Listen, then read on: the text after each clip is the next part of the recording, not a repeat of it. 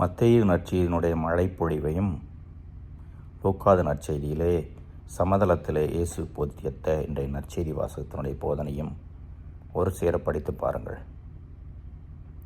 லூக்கா நற்செய்தி நெத்தியில் அடித்தது போல் நேரடியாக செய்தி தருவதாக இருக்கும்.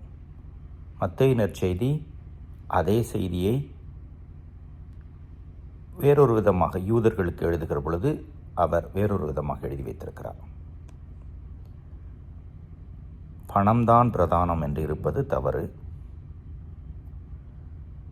சாப்பாடு மட்டுமே போதும் என்று சாப்பாடு உணவு இதிலேயே முழுமையாக இருக்கிற பொழுது மற்றவற்றை மறந்து விடுவோம். அதே போல உல்லாச மகிழ்ச்சி, கடைசியாக வெற்றும் புகழ்ச்சியை தேடி போதல், இந்த தவறுகள் எல்லாமே பாவங்களாக ஒரு மனிதனை கடவுளிடமிருந்தும் மக்களிடமிருந்தும் பிரித்துவிடும்.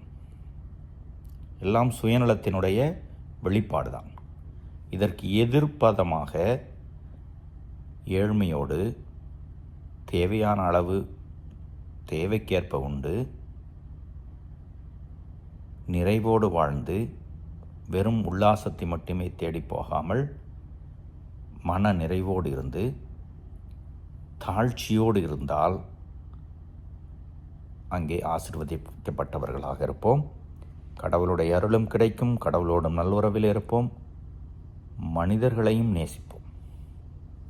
இதைதான் லூக்கா நற்செய்தி இன்றைக்கு நமக்கு செய்தி தருகிறது.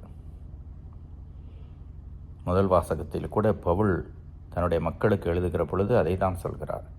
நீங்கள் புது மனிதர்கள், இயேசுவால் ஆட்கொள்ளப்பட்டவர்கள், மேலுலகை நாடுங்கள், உலகத்தை சார்ந்தவற்றை நாடினால் பாவம்தான் மிஞ்சும். இறைவன் என்று வாழ்த்து பெறுவாராக.